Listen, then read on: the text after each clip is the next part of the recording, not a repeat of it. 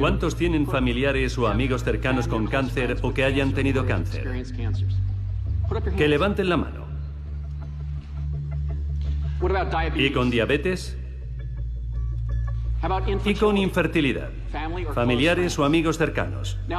Vuelvan a levantar la mano los que la hayan levantado una vez con cualquiera de las preguntas y miren a su alrededor.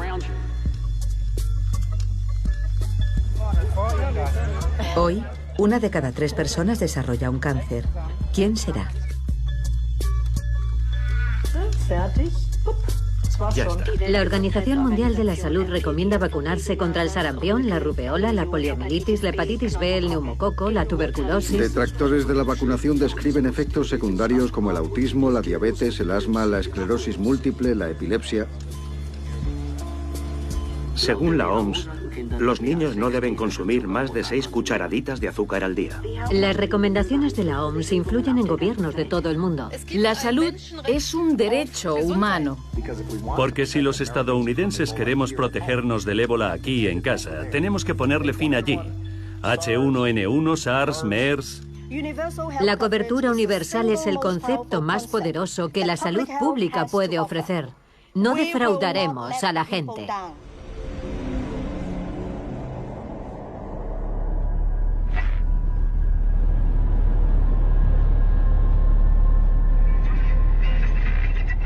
La Organización Mundial de la Salud, conocida por sus siglas OMS, tiene su sede en Ginebra. Aquí decide las normas médicas que se aplican en todo el mundo. Pero este organismo, que cuenta con unos 7.000 miembros, tiene carencias cada vez más graves, especialmente visibles en sus intervenciones durante la crisis. Después de Fukushima, todo el mundo sabe que hay una especie de encubrimiento oficial y de alto nivel, y que la OMS está involucrada.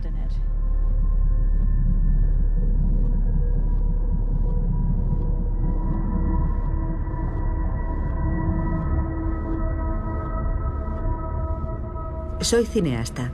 Tengo una hija. Para mí es importante que encuentre el mundo en buenas condiciones. Por eso me dirijo a la sede de la OMS en Ginebra. Allí vive el periodista estadounidense Robert Parsons.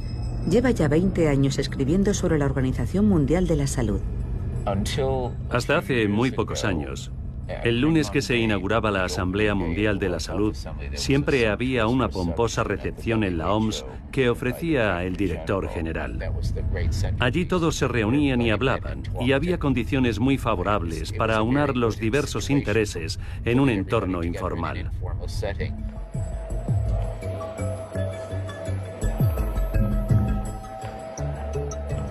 Ahora, los actos de ese tipo han sido sustituidos por recepciones privadas, que están organizadas por la industria.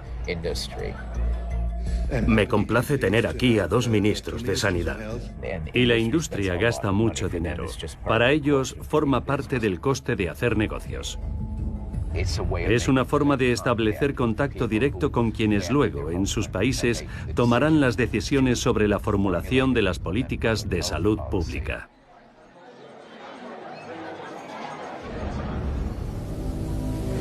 Se aliviará el sufrimiento de millones de seres humanos en decenas de países y se salvarán muchos miles de vidas. Cuando se fundó, la OMS contaba con 61 Estados miembros y se financiaba con sus contribuciones. La OMS ha logrado cambios muy positivos. La viruela se erradicó y fue la primera vez en la historia que una enfermedad era exterminada. Solo en vacunas y asistencia a los enfermos supuso un ahorro de $1.000 millones anuales para el mundo. Según Robert Parsons, la OMS está infiltrada en la industria desde el primer día. Aquí. Este está en inglés. Se publicó en el San Francisco Examiner. En cualquier caso, a la OMS no le agradaba mi trabajo informativo porque les hacía quedar bastante mal. Desde la década de 1950, se sabe que fumar perjudica la salud, pero durante décadas la OMS apenas hizo nada para enfrentarse a la industria del tabaco. ¿Cuántas veces su trabajo le saca de la cama en mitad de la noche? Si usted es médico, seguro que le ocurre a menudo, y en general sin darle un respiro. ¿Café, doctor? Ah, muy bien. Un Camel para acompañar el café. Gracias. Mucho trabajo esta noche, ¿verdad? Cierto, pero un Camel siempre es un placer. La mayoría de los políticos no hace nada contra la publicidad del tabaco durante décadas. Da igual lo que piensen sobre la publicidad del tabaco, eso no atañe a Bruselas. No se hace nada por comprobar los beneficios de la industria del tabaco hasta que las víctimas y Estados Unidos presentan cargos contra ella. Progresivamente se obliga a las empresas tabaqueras a publicar sus documentos internos. Se hacen públicas sus estrategias para combatir a la OMS. Un ejemplo es el Plan de Acción de Boca Ratón de 1988. Destacados responsables de Philip Morris se reunieron en Florida para elaborar complejas estrategias dirigidas a limitar el poder de la OMS, su primer objetivo. Esta organización tiene una influencia extraordinaria en el gobierno y los consumidores, y debemos encontrar la forma de mitigarla. Comienzan las presiones sobre la OMS. Las pruebas demuestran que las empresas tabaqueras llevaban muchos años actuando con el fin deliberado de dinamitar los esfuerzos de la OMS para controlar el tabaco. La industria del tabaco fundó institutos y compró a científicos para que representaran su oposición. Y se aseguró de no figurar en ninguna parte.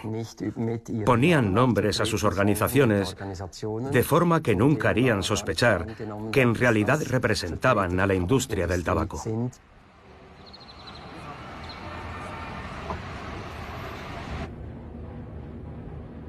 Uno de estos institutos está dirigido por el abogado estadounidense Paul Dietrich. Philip Morris lo financia con $240.000 al año. A la vez, Dietrich es consultor de la Oficina Regional de la OMS en América. Cuando se conoció su doble juego, Dietrich se pasó al sector financiero. Ha declinado hablar conmigo. En el informe de la OMS sobre las estrategias de la industria del tabaco se mencionan otros 6 consultores. El toxicólogo británico Frank Sullivan, por ejemplo, asegura que el tabaquismo pasivo no daña la salud. Su estudio sobre el tema está financiado por Philip Morris. En el año 2000 sale a la luz pública la colaboración de Sullivan con la industria del tabaco. Aún así, continúa asesorando a la OMS. Me reúno con 2 jefes de departamento que combaten el tabaco bajo los auspicios de la OMS.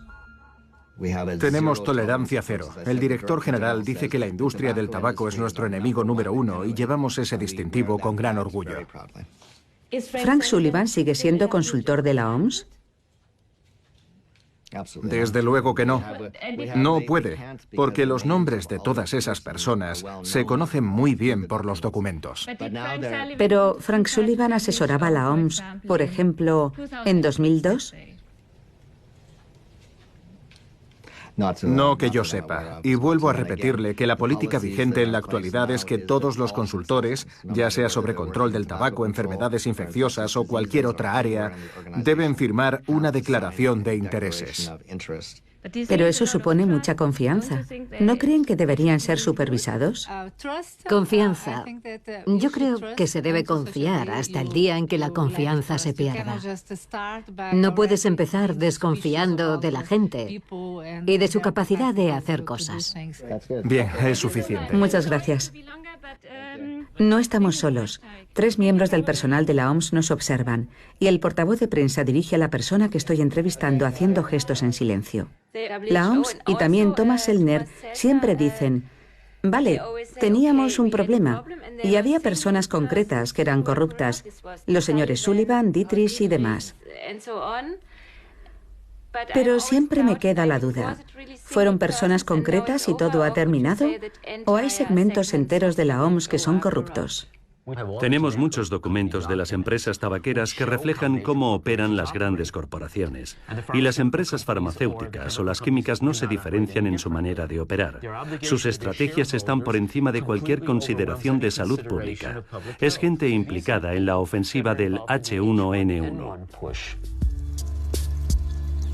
La OMS presenta la gripe porcina o H1N1 como una gran amenaza, erróneamente, como se sabrá más adelante.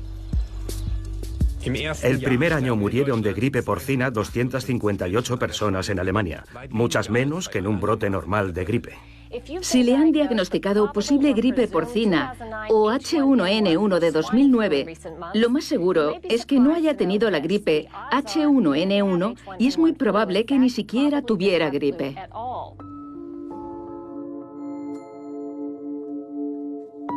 Países como Alemania, Italia, Francia y Reino Unido cerraron acuerdos secretos con empresas farmacéuticas antes del episodio de la gripe porcina, por los que se comprometían a adquirir las vacunas de esa gripe. Pero solo si la OMS declaraba el nivel 6 de alerta pandémica.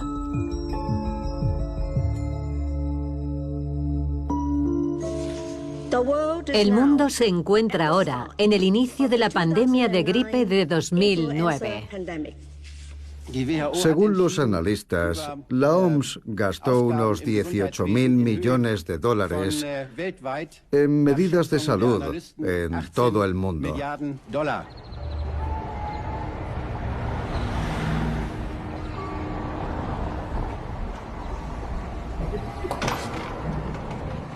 Glaxo, Novartis, Sanofi, todas habían lanzado nuevos programas de producción para crear la vacuna de esta pandemia y habían firmado acuerdos con estados nacionales.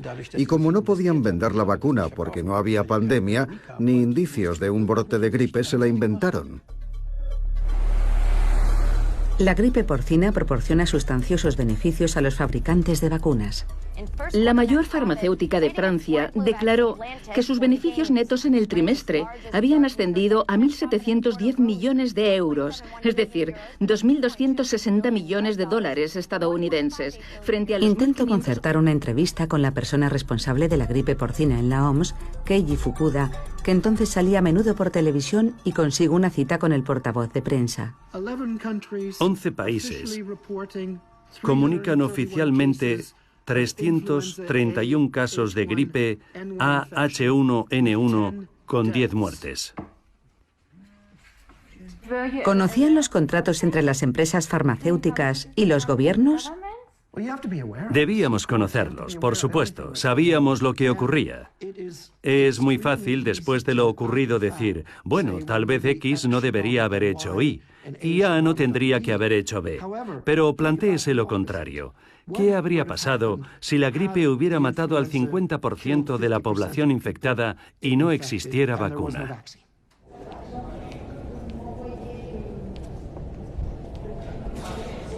En el momento del outbreak de la H1N1, yo era director del secretariado de la OMS para la salud pública, la propiedad intelectual y los medicamentos. Susto y temor no había nadie. Yo personalmente no conocí a nadie en la OMS que se hubiera hecho vacunar contra la pandemia, incluida la directora general, que solo en el mes de enero le preguntaron a un grupo de periodistas si se había hecho vacunar. Dijo que estaba muy ocupada, pero que lo iba a hacer. En ese momento, yo estaba embarazada y evitaba los aeropuertos, las multitudes y cualquier modalidad de viaje. Los medios de comunicación exageraron el peligro de la gripe porcina.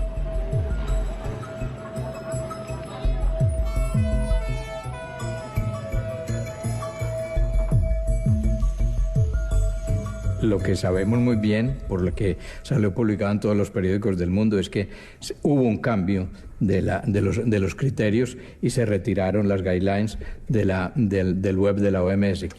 ¿Se podría haber declarado el nivel 6 alerta por pandemia con la definición anterior? No, justamente porque uno de los criterios era la severidad de la enfermedad y por severidad se entendía también la mortalidad. Se incluyera ese criterio, facilitó el que se declarara la fase más alta de la pandemia.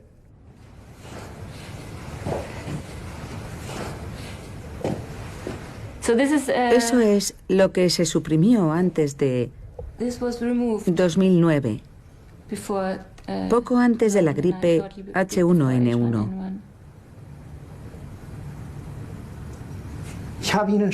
Ya le he explicado que tenemos que trabajar con la industria farmacéutica, porque tienen una buena solución para la gripe porcina, para todos los tipos de gripe. Y es evidente, su directora de vacunas viene directamente de una gran empresa farmacéutica, de modo que podrían imponer sus criterios. Por supuesto que nos gustaría tener una vacuna mañana que habríamos querido tener ayer. En 2009, la señora Kaini forma parte del grupo de trabajo de la OMS sobre la gripe porcina. Había trabajado para la empresa farmacéutica francesa Transgene. No me permiten entrevistarla, así que intento abordarla en una conferencia. ¿Tiene un hueco para una entrevista? Le pregunto a la señora Kaini por qué se han suprimido los criterios de gravedad de la definición de una fase pandémica. Hubo una serie de reuniones de expertos con el fin de establecer unos criterios objetivos para declarar una pandemia.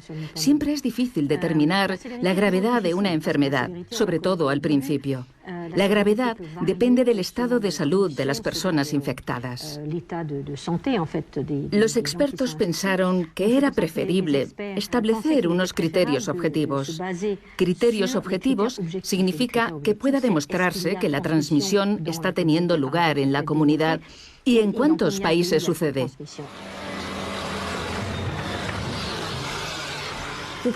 ¿Qué opinión le merece hoy ese cambio de criterios? Criterios tan automáticos que no tienen en cuenta factores como, por ejemplo, la gravedad de la enfermedad y otros aspectos. Pienso que son demasiado estrictos. ¿Volverán a cambiarse?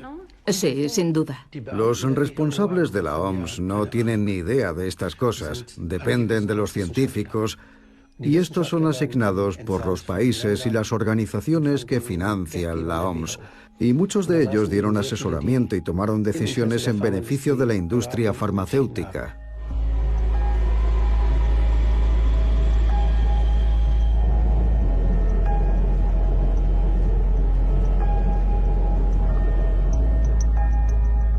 El grupo de trabajo de la OMS sobre la gripe porcina está formado por 13 consultores externos. 2 de ellos admiten conflictos de intereses. Neil Ferguson declara gastos de asesoramiento para GlaxoSmithKline, Baxter y Roche, los fabricantes de los medicamentos y vacunas contra la gripe porcina. No fue un problema para la OMS. En 2007, Albert Osterhaus pierde su derecho de voto en la Comisión de Salud neerlandesa debido a su conflicto de intereses. Declara la OMS que tiene acciones de la empresa farmacéutica Bayer Clinics, sospechosa de beneficiarse de la gripe porcina, y que también es presidente del Grupo de Trabajo Científico Europeo sobre Gripe, supuestamente independiente, cuando en realidad está financiado en parte por fabricantes de vacunas. Ya no se organiza una sola reunión que no esté patrocinada por la industria. Y es lógico. La industria fabrica las vacunas. Ya no las hacen los institutos nacionales, las hace la industria. Tengo mucha curiosidad. ¿Sigue asesorando como experto a la OMS? Ahora me dedico más al sector privado, pero sigo asesorando a la organización de vez en cuando. ¿Aún trabaja con los científicos europeos contra la gripe? Sí, presido esa organización. Porque vi que usted declaraba un conflicto de intereses. No, no es un conflicto de intereses, pero declaro lo que podría percibirse como conflicto de intereses. Ah, es diferente. No, es que en esto hay que ser muy cuidadoso, porque si lo dices, por supuesto, la gente puede usarlo contra ti, pero al menos siempre puedes mostrar lo que haces. Se publicó que son un grupo independiente de científicos, pero cuando he mirado en el sitio web, he visto que está financiado por productores de vacunas. No. Parte del dinero viene de productores de vacunas, sí, pero también llega dinero de otras muchas fuentes. Y lo mismo ocurre con la OMS y muchas organizaciones más. Mientras haya transparencia, lo veo bien. ¿Cuáles son los porcentajes de financiación? No sé las cifras exactas, pero una parte considerable de los fondos viene de otras fuentes, reuniones, proyectos europeos. Un porcentaje viene de la industria y es absolutamente transparente. Para mí el tema está cerrado. Adiós. Tampoco consigo datos concretos del señor Osterhaus. Sin datos, sin transparencia, no puedo avanzar nada aquí. ¿Y en la OMS? En el ámbito de los países, recibo buenas y malas noticias sobre la implicación con actores no estatales. Bueno, hubo una reunión donde la directora general se reunió con algunos posibles fabricantes de vacunas, donde muchos del staff de la OMS fueron excluidos de esa reunión, incluido yo mismo. Yo era director de un tema específico y estaba en la oficina de la directora general y tenía mi credencial de staff de la OMS. Y yo bajé a la sala del Consejo Ejecutivo y a la persona que estaba en la portería me dijo, no, esto es una reunión privada confidencial. Yo, que era director de la OMS, staff y a alto nivel, y que tenía un tema que tocaba lo que se estaba discutiendo, no pude entrar. La situación fue evaluada por el Consejo de Europa. Se emitió una amonestación, la falta de transparencia, el papel de los expertos que eran pagados por la industria farmacéutica. Luego se reclamaron cambios, pero la OMS no respondió al Consejo de Europa. La OMS solo aparecía en la primera sesión. Después ya no volvía más. No estaba obligada a proporcionarnos ninguna información. No podemos exigir la confiscación de los archivos. Y no existen comisiones de investigación, como en el Parlamento, a las que pueden asistir los parlamentarios para defender que algo tiene que acabar y luego todo el mundo debe comparecer. La OMS puede actuar en la mayor clandestinidad.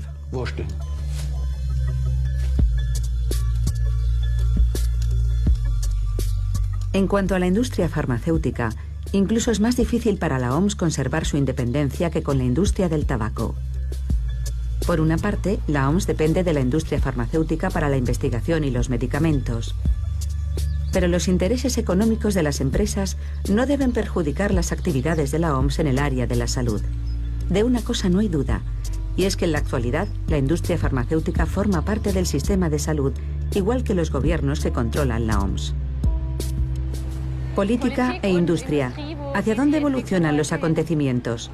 Estamos pasando por un periodo de desregulación, lo que significa que la labor del Estado se está reduciendo y los cometidos oficiales se están privatizando. Ahora hay un trabajo ingente de captación de apoyos, nuevas áreas de actividad comercial, y cuando se alcanza esta fase ya no es necesario sobornar a funcionarios. Por ahí están evolucionando las cosas.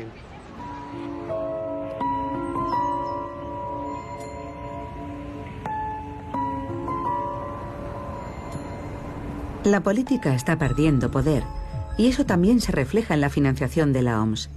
En la década de 1990, a raíz de la crisis económica, todos los países miembros congelaron sus contribuciones. Hoy, las aportaciones de organismos de la ONU, fundaciones, organizaciones no gubernamentales y la industria representan casi el 40% del presupuesto anual de la OMS. La segunda entidad contribuyente más importante es la Fundación Bill y Melinda Gates. Hace 30 años, en la incipiente Microsoft, teníamos una ambiciosa aspiración. Un ordenador para cada persona. Ahora me sumo a ustedes en el intento de hacer realidad una aspiración más importante. Buena salud para todos los seres humanos. Hoy, la OMS depende de contribuciones voluntarias, como la de la Fundación Gates, pero estas suelen estar condicionadas. El presupuesto anual de la OMS asciende a unos 2.000 millones de dólares. Coca-Cola gasta el doble solo en publicidad. Y los hospitales que rodean el lago de Ginebra gastan 6.000 millones de dólares al año.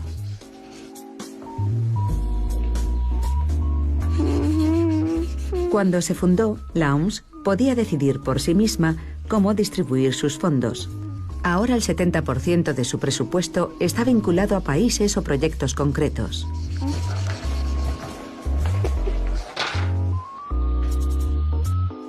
Si la OMS recibe fondos para luchar contra la malaria, por ejemplo, no puede destinar ese dinero a combatir el ébola.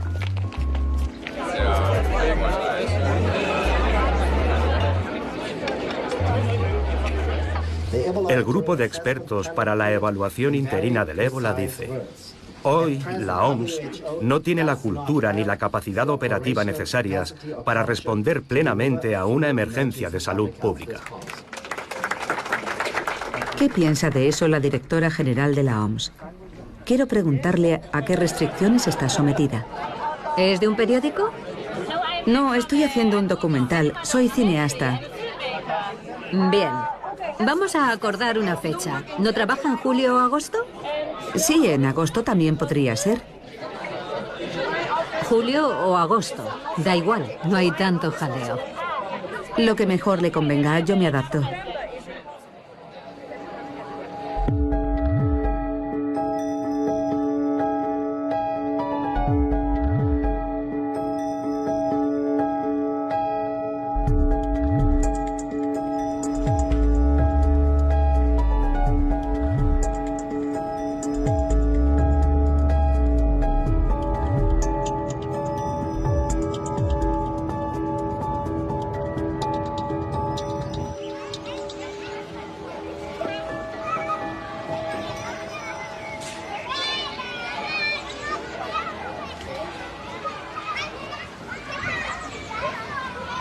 Como no consigo hablar con Margaret Chan, me reúno con uno de sus asesores más cercanos.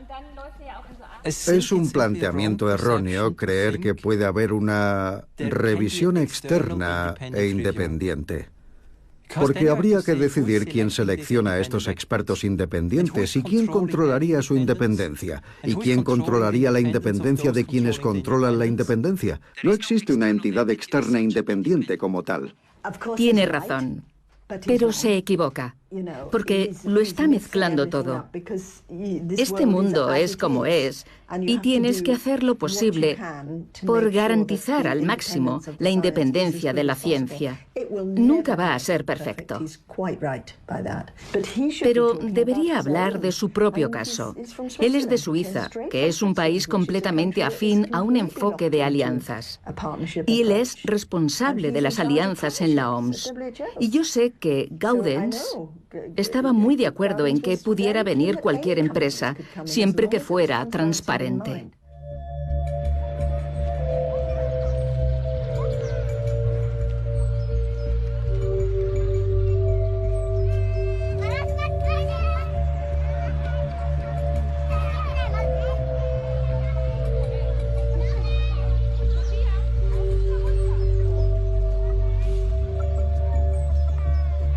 La radiación está en los huecos. ¿Dónde?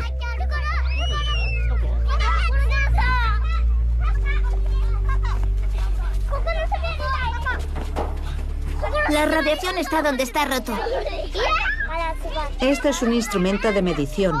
Mide la radiación, porque es muy alta.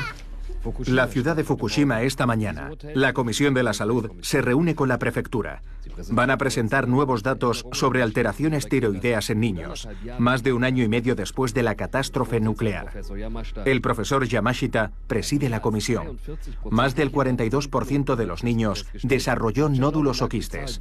Después de Chernóbil, la cifra alcanzó casi el 1%. Pero lo que nos sorprende es que ninguno de los expertos se preguntara por las causas de unas cifras tan elevadas. El profesor Yamashita está contribuyendo a la trivialización del riesgo de contaminación radiactiva en público. Si están alegres, la radiación no tiene ningún efecto. Si no están alegres, les afecta. Esta teoría se ha demostrado en experimentos con animales.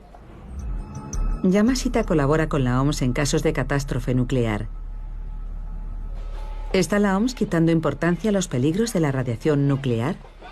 ¿Está guardando silencio sobre un aumento del cáncer de tiroides? Cuesta encontrar a alguien que esté autorizado a hablar. El alcalde de Matsumoto, Akira Sugenoya, también es médico y ha fundado un centro de convalecencia para niños de áreas contaminadas.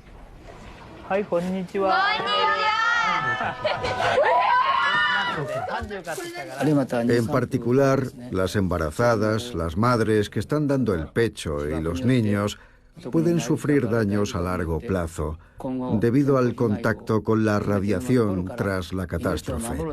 Para proteger la vida de los niños, sobre todo, yo he defendido que se tomaran medidas para trasladarlos a zonas seguras.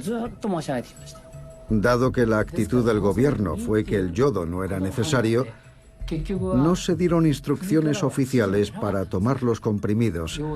Yo he dicho en varias entrevistas que la gente debería tomar los comprimidos en cualquier caso.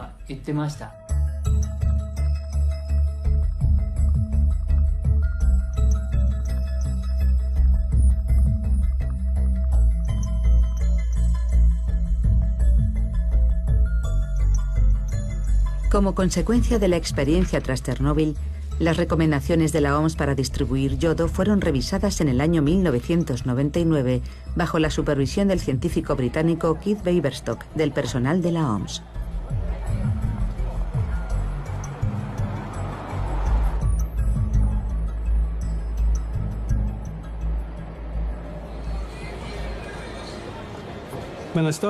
Cuando empecé a trabajar en mi programa con la OMS, a las pocas semanas supe que había una reclamación sobre un gran número de casos infantiles de cáncer tiroideo.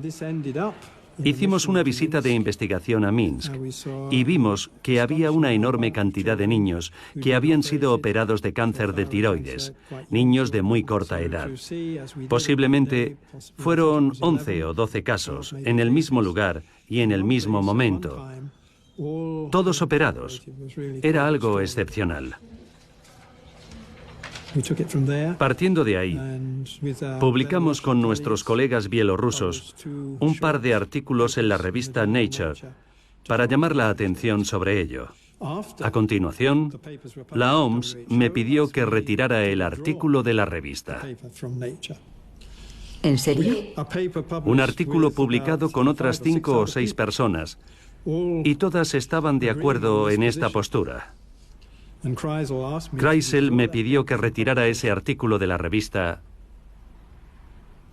ya publicado. Kreisel era la persona que trabajaba para la OMS. En Ginebra, sí. Me amenazó.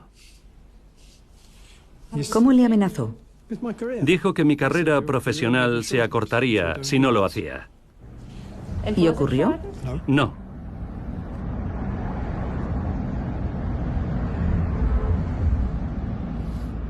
Me pregunto por qué en Fukushima no se repartió yodo. No lo sé. No lo sé. Tendrían que haberlo repartido, sí. No les gusta crear alarma.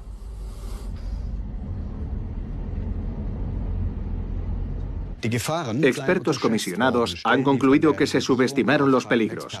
Han criticado el procedimiento de gestión de la crisis y han asegurado que TEPCO trató de ocultar el alcance real de los hechos y que el gobierno, con el entonces primer ministro Naoto Kan a la cabeza, no informó adecuadamente a la opinión pública. ¿Tuvieron algún contacto con la OMS tras el accidente de TEPCO? Por supuesto que hubo contacto. Al menos eso creo. Los diversos departamentos promovieron comunicaciones. No recuerdo exactamente los detalles. Naturalmente, hubo contacto a través de diversos canales.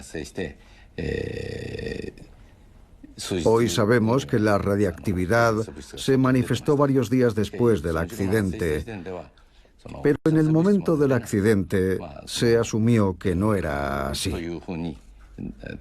Esa fue la opinión emitida tanto por TEPCO como por los expertos. Por desgracia, la consecuencia fue que no se tomaron medidas desde el principio y no fue posible administrar yodo a todos los niños afectados. Es una de las cosas que más lamento. Me cuesta creer que Naoto Kan estuviera convencido de que no iba a haber ninguna fuga radiactiva tras el accidente. Solo un día después, una estación de vigilancia de la Organización del Tratado de Prohibición Completa de los Ensayos Nucleares registró un aumento de los niveles de radiactividad a 200 kilómetros de la central nuclear. Señorita Kokoro Kamiyama, ¿fecha de nacimiento?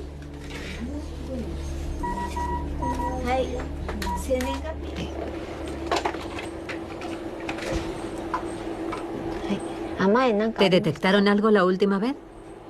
No, creo que no. ¿Dónde estabas en el momento del accidente? El 11 de marzo estaba en Fukushima. Durante las vacaciones de verano me cambié de casa. Pero después del accidente y de las vacaciones, ¿estuviste en Fukushima todo el tiempo? Sí. Veo algo en la glándula tiroides. Mide aproximadamente unos 5 milímetros. Asistí a varias conferencias en Fukushima porque me preocupaban mucho los efectos de la radiación.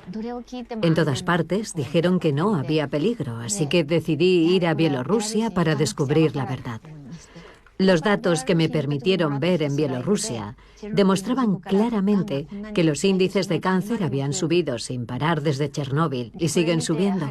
Basándome en los datos, estoy segura de que el problema también se agravará en Fukushima. Algunos especialistas afirman que hay un aumento de los casos de cáncer de tiroides. Otros dicen que todavía no puede confirmarse. Es todo lo que sé de la situación en el momento presente. Pero ¿quién tiene razón? Personalmente, creo que el peligro existe y me preocupa. Y ahora puedo decirlo públicamente porque ya no soy primer ministro de Japón. ¿Cuál es su opinión actual sobre la ingesta de yodo tras un accidente nuclear? Más o menos la misma que expresaba en el vídeo. La gente no ha tomado yodo desde el primer momento. Las autoridades japonesas no han dicho que hubiera que hacerlo. Han distribuido comprimidos de yodo, pero no han dicho a la gente que se los tome. Tomar comprimidos de yodo en ausencia de radiación de yodo en realidad es perjudicial. La ingesta de yodo debe adecuarse a la exposición. Entiendo, pero desde su perspectiva actual, ¿se dio la exposición en aquel momento en las zonas más afectadas o no? Vuelvo a repetirle, de eso hace unos años y no puedo acordarme de todo el proceso día a día. Desde luego que adaptamos nuestras recomendaciones basándonos en la información que teníamos. Pero aquí hay unas instrucciones escritas que dicen: debe tomar yodo en las 6 primeras horas tras un accidente nuclear. Lo pone aquí. Y está claro que no se repartieron en Fukushima. Eso también es un hecho. No es algo que requiera investigación. Es evidente. Ya. Pienso que está desperdiciando su tiempo con este tema y solo tengo hasta las 12 en punto. ¿Es porque no puede decir nada crítico sobre el gobierno japonés? La OMS trabaja basándose en datos y si no tengo los datos ni la información en mis manos, no voy a hacer conjeturas. Sí, pero en general, ¿la OMS puede criticar a las naciones? Mire, no voy a decir nada más al respecto, no tengo por qué. Era una pregunta en general, no en relación con Fukushima. Ya, pasemos a otro tema. Ya. ¿Lo tienen más difícil ahora? ¿Con toda esta pérdida de confianza en la OMS? ¿Quién dice que se ha perdido confianza en la OMS? ¿Usted?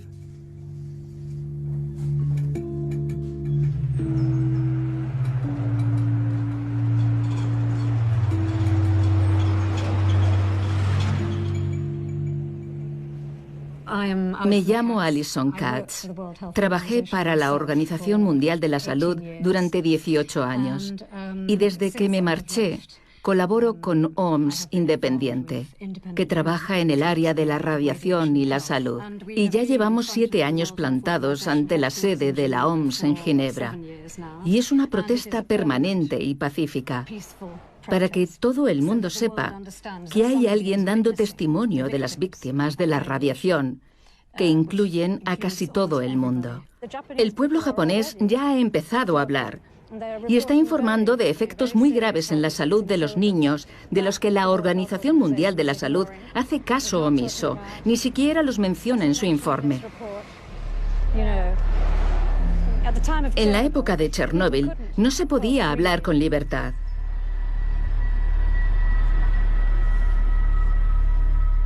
En el libro de la Academia de Ciencias de Nueva York se calcula que ha habido 985.000 muertes en todo el mundo entre 1986 y 2004.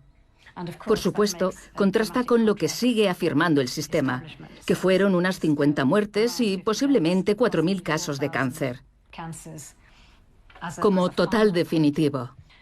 La otra gran omisión es que la OMS no ha considerado que hubiera otros efectos para la salud distintos del cáncer. Me diagnosticaron un defecto cardíaco cuando tenía 3 meses. Ya he tenido 3 ataques al corazón. Llevo enferma desde los 7 años. ¿Cuántos tienes ahora? 14. Y estás enferma. ¿Qué enfermedad tienes? Colagenosis sistémica. ¿Dónde te duele? Me duele el corazón. Tranquila, vamos. Vamos. No llores. ¿Vas a ponerte mejor? Ya lo verás. Te vamos a cuidar mucho y te vas a poner mejor. Pero desde Chernóbil sabemos que hay otras enfermedades. ¿Qué otras enfermedades? Lamentablemente, sí. Por ejemplo, enfermedades cardiovasculares, infertilidad, enfermedades tiroideas distintas al cáncer. Hay un libro de la Academia de Ciencias de Nueva York. ¿Habrá oído hablar de él?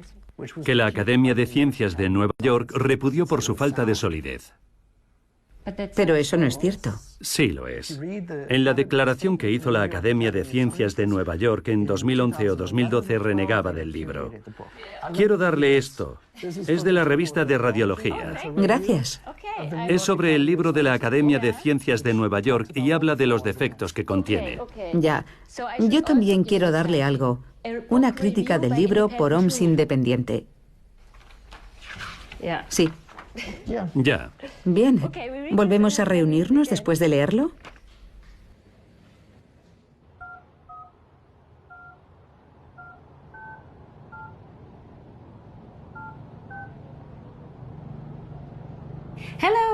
Hola, soy Lillian Frank. ¿Qué significa eso exactamente? ¿La Academia de Ciencias de Nueva York renegó del libro sobre Chernóbil? Me dice el editor que la Academia nunca ha renegado del libro. Me permite grabar la llamada telefónica, pero más tarde retira su permiso. ¿Tampoco él puede hablar libremente? Quizá la responsable de la publicación del libro sobre Chernóbil pueda ayudarme. Buenos días. Buenos días. La persona de contacto inicial en la Academia de Ciencias de Nueva York estuvo de acuerdo en publicar el libro. Después se armó un gran revuelo en la Academia y pensaron que no era buena idea. Sospeché que habían recibido presiones de la industria nuclear, pero no puedo asegurarlo.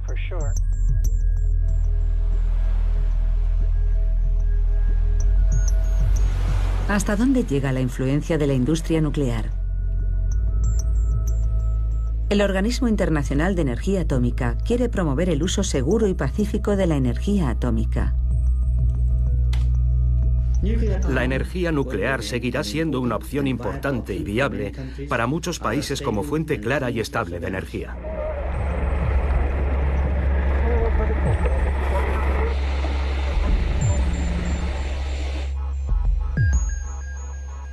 A la OMS le preocupa la salud, Son prioridades diferentes, pero ambas organizaciones colaboran estrechamente.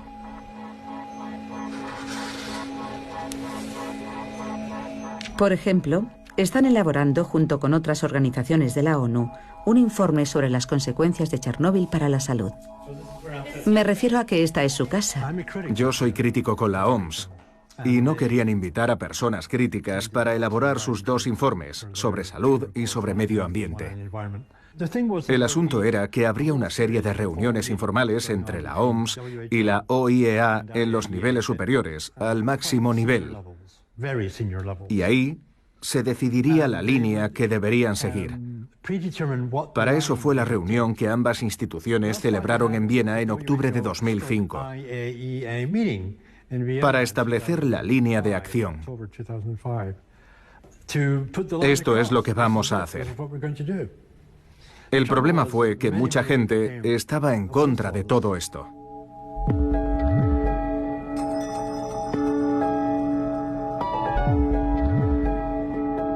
María Neira trabaja en la OMS.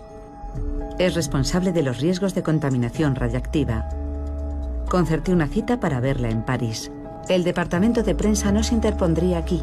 Para asegurarme de que acepta verme, no le digo de lo que quiero hablar hasta que nos reunimos.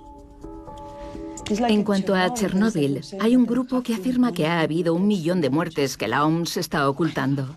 Venga ya, 1 millón de muertos. Pero eso es porque examinaban una parte. 1 millón de muertos.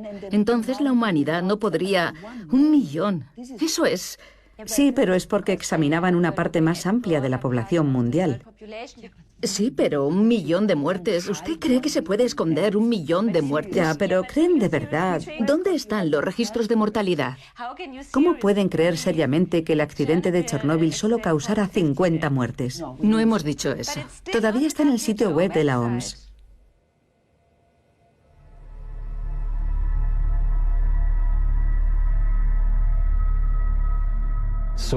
Por eso escribimos el otro informe, TORCH, las iniciales en inglés del otro informe sobre Chernóbil.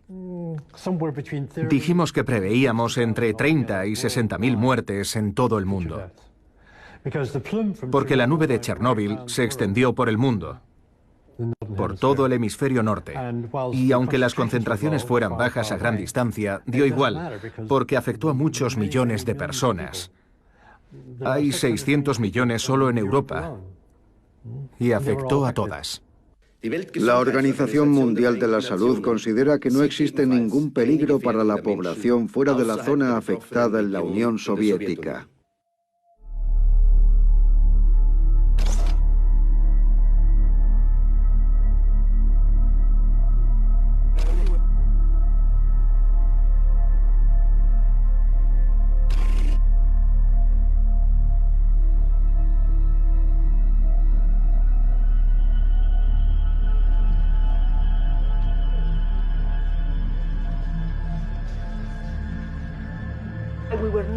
No usamos cifras de mortalidad por cáncer, sino de casos. Y es porque la mayoría de los cánceres pueden ser tratados actualmente y no estaban asociados a mortalidad. Nuestra evaluación de registros para la salud solo lleva el logotipo de la OMS. Pero si 1/3 de los expertos será del Organismo Internacional de la Energía Atómica. Eso es suponer que esos expertos de la OIEA no son los mejores en su área científica, que sí lo son. No creo que representaran los intereses de nadie. Se criticó que no hubiera un oncólogo, ni un radiobiólogo, ni algún científico que hubiera publicado artículos críticos sobre los efectos de la energía nuclear en la salud. Pero cuando hay que hacer un informe científico, no se trata de traer a un activista de izquierdas o de derechas, es cuestión de ciencia. Lo que pasa es que hay grupos externos que aprovechan estos accidentes para decir: la energía nuclear es mala, es peligrosa, ¿por qué no dejamos de usar la energía nuclear? Y esa es otra causa. ¿No cree que también podría ser a la inversa? Que la industria nuclear intenta no contar toda la verdad sobre sus efectos negativos en la salud. Absolutamente. No me cabe ninguna duda. Estamos procurando hacerlo lo mejor posible. Y con el apoyo de todo el que reconozca que existe la necesidad de una sanidad pública y global, Una institución muy fuerte, pero en el buen sentido, con peso y poder institucional para beneficiar a todos. Y pienso luchar por eso el resto de mi vida. Soy una funcionaria de la salud pública convencida y creo que los hechos lo acreditan. No me da miedo luchar. Que al mundo industrializado, a los países industrializados, a las grandes potencias, les interesa una agencia de salud, una agencia internacional débil. La Organización Mundial de la Salud se encuentra en una situación muy delicada respecto a su financiación. La OMS sufre presiones económicas porque para muchos países los intereses económicos son más importantes que la salud, aunque sostengan lo contrario. Y eso es un crimen, porque muere gente como resultado. La pasada primavera, un científico señaló en Estados Unidos que esta es la primera generación de niños en la historia moderna que no van a tener tanta salud como sus progenitores. Eso no tendría que ser así. ¿Qué hago ahora con toda esta información? ¿Salir a la calle con OMS independiente o me vuelvo a casa sin más? ¿Habré llegado al final? ¿Hay realmente un final? Margaret Chan sigue adelante.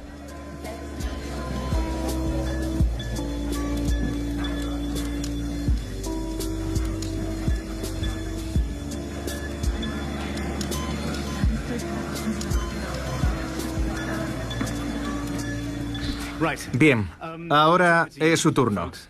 ¿Quién quiere comenzar la ronda de preguntas? Gracias. ¿Me oyen bien? Sí, vale. Lillian Frank, de Oval Media. Es una pregunta para la doctora Chan. Parece que la salud de los refugiados, la resistencia antimicrobiana y el cambio climático son los grandes desafíos globales, pero yo me pregunto, ¿cómo se van a afrontar si la OMS no deja de perder poder? Las naciones donantes más importantes quieren una OMS débil. Hasta podría compararse a la OMS con el Titanic. Por tanto, ¿no es su responsabilidad, doctora Chan, renunciar al cargo antes de concluir su segundo mandato y con ello indicar al mundo que su organización, su barco, está haciendo aguas? Es una pregunta excelente. ¿Y si le digo que en la OMS, como organización, solo el 30% del presupuesto son fondos previsibles? El 70% restante debo ir por el mundo pasando el sombrero para recaudarlo. Y cuando nos lo dan, está muy condicionado por sus preferencias, por sus intereses, que pueden no ser algo prioritario para la OMS.